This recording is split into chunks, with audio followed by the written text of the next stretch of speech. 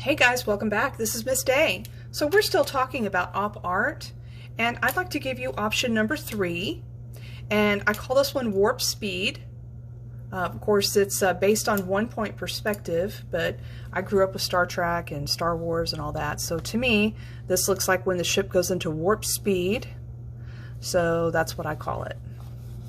Okay, so what you have to do is to put a point on your paper. So this would be my sheet right here. Of course, you know that I like kind of this upper right hand quadrant. That is one of the focal points when you divide your paper into thirds. You know, there's typically 4 of those focal points. This is the one that I like. And what you're going to do is line your ruler up to that point and then draw a line. This can be a shorter line because this is going to be one of the rays that's close to the middle. Pencil back on the point, line it up, draw another line, and then you're going to just connect these two together.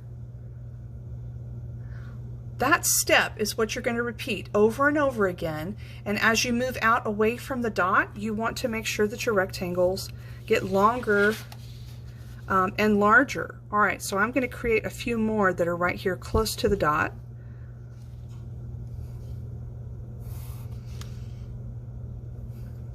Okay, move it away, add the 2 end pieces, turn my paper, put the ruler up against the dot, another line,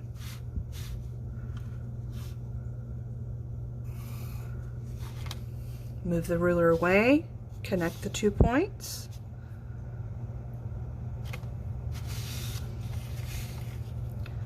line the ruler up with the dot,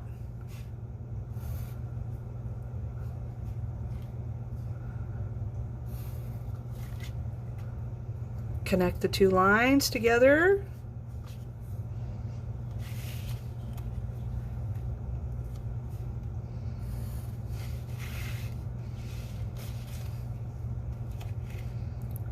make sure the ruler's lined up with the dot, connect those 2 together,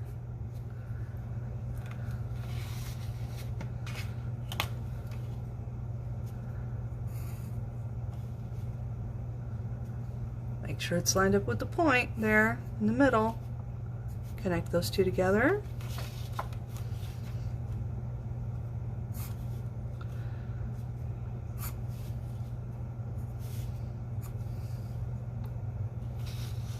so this is my first layer.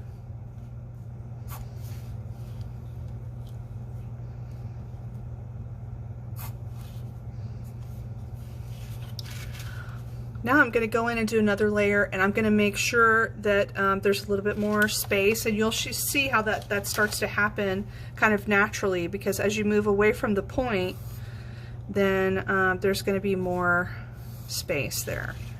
So there's my first 2 lines for the next level, and I want this to be a little bit more. Okay, another one, and this one, I didn't draw it quite close enough. I'll do it on the next one. Okay. Okay. So on this one, I'm going to make it behind. Okay, I'm going to make it go behind. So let me show you how to do that. Alright, so here's one, and I'm going to do the next one and make it kind of come behind this piece. Alright, you see that? You see how it's behind? So here's the first one, and this is the second one. Okay, I'll show you again on the next one over here. Alright, let's make one behind this one as well. Alright, I'll do it on the same side. Okay, so I've got my first line. Let me come back and make my second one. Oh, this is really close to the end of the paper. Okay, that's kind of harder to see. Let me try it down here. Okay, all right, so got one here, I want my other line to come out about right there. So make sure this lined up with the point. It's always got to be lined up with the point or it will not work. The illusion will not work. Okay. You see how it gets that sense that it's flowing into the middle? So you just keep going around, adding more and more. I forgot to do this one over here. I started and I forgot.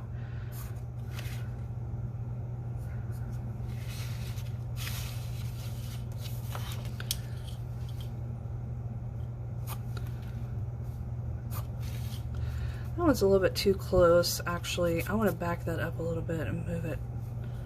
There we go. Okay. And then you would come in and add another layer.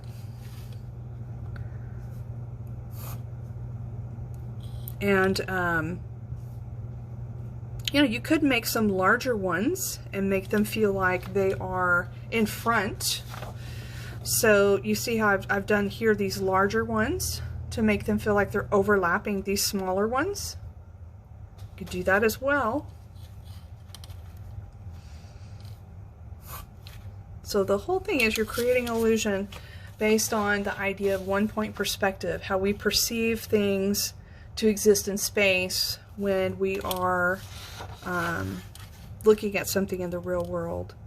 So here, I'll do a larger one here so you can kind of see. So that's one line, and I'll do my other line here, and then create my, you may want to, for a larger one like this, you may want to come in and use the ruler to make it look neat.